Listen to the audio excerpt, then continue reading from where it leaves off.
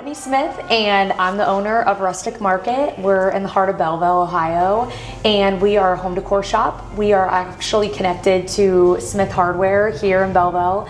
But yeah, we carry, I would like to say we're more of like almost a gift shop. We do have anything and everything that you could decorate your entire home with, but also if you're trying to get a nice gift for a wedding or a shower, you'll definitely be able to find something here. Or even at Christmas time, we sell a ton of gifts at Christmas time for birthdays, showers, all that kind of stuff. Perfect. And then how long have you guys been here? We've been in this location for 5 years. So before we moved here, we were in Ontario on Stumbo Road for about 3 years. Before, I always wanted to be in Belleville. This is my hometown. There's just nowhere to go. And then when my husband put the addition onto the hardware, that's when we moved here. So, Christian, what is the biggest thing that brings you into work every day? Well, honestly, I mean, you have to have drive to want to do this, and kind of the future, even for my kids. I know you'll probably see this even more later, but with talking, but this is a family-run business. So it's been here for 40 years, which means it's been successful, and there's been a lot of hard work to get it here, to have been here for 40 years. So we want to keep that going, and we have 2 little girls. So our goal and hope is that maybe they'll want to continue the business. So we always want them to see that mom and dad put in hard work. We're here even when we're not here. It's kind of a joke. A lot of times people say that they don't see me physically in the store a lot, but I'm usually across the street roasting. I kind of wear a lot of different hats for the business, where my husband is the one you're going to see in here day in and day out. I pop in and out a lot. I'm across the street roasting some days, I'm in here some days, I'm doing marketing some days for the shop. So my role is a little bit different than his, but my kids see me a lot at home doing things after hours, I guess you would say. Mm-hmm. What are some of the pieces that are like most popular or that people often come back for to get more of? Yeah, so surprisingly, this is a home decor shop, but probably one of the main things we sell is the food products, which you'll probably get pictures of.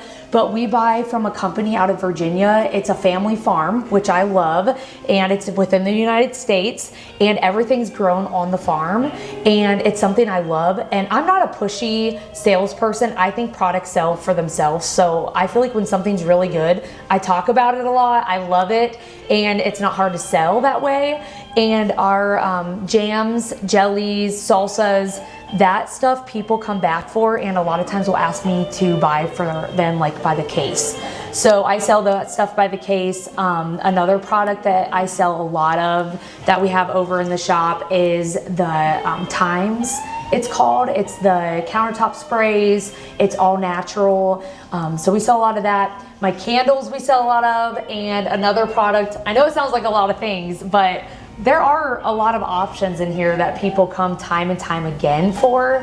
Another option is my floral. So I know a lot of places sell floral, but people say that I have the most realistic, high quality floral around. And so I get people that come in just for that. All right, Another thing that I would ask is, what advice would you give to some aspiring entrepreneurs who are thinking about starting a business? Definitely go for it. I have people ask me this actually all the time. I have a good friend that he's always messaging me like, oh, I want to start a coffee shop so bad. And I tell them, go for it. But I am honest with them. It's not easy.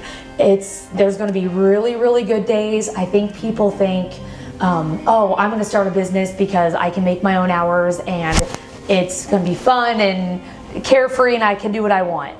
And that is probably the furthest thing from the truth, because it is such a blessing, and we have been blessed with awesome, awesome employees through the years. And but there are hard things. I mean, it's after hours. If there are call-offs, which in a small business, you can't have tons of employees. So unfortunately, you do get that, and then when that happens, it's you that is pulled into work, because most likely your other employees already have plans, which you understand. So yeah, I mean, you never can really have set plans because you just never really know. So that's probably the hardest part of owning a business. Again, that falls on my husband probably more than me.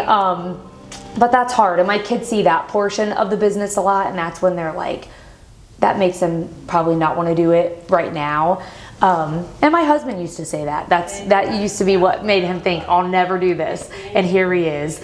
But that's probably the hardest part. But I do say there is rewarding parts of owning a business, being able to support a town that you love, to be able to give back to a town that you love so much. My husband and I are both alumni of this town, and we both grew up here. We both went to high school here. We believe in this town. We love the people. So to us, it's a blessing. It's a blessing being in this town and hopefully having a successful business that can only help this community. We love it. On that community aspect, can you talk a little bit about how the market supports the community and how you're involved in the community? Yeah, so we feel like obviously, you know, we get asked a lot for donations and things, and anytime in the community people ask for that, we try to give back. And we do feel like we get a lot of people in the town that come in and support us in return. And I always say, I mean, every dollar that is spent in your community ends up back in your community. And I should know this, but I want to say for every dollar you spend in your community, I think it's 15 cents goes back into it.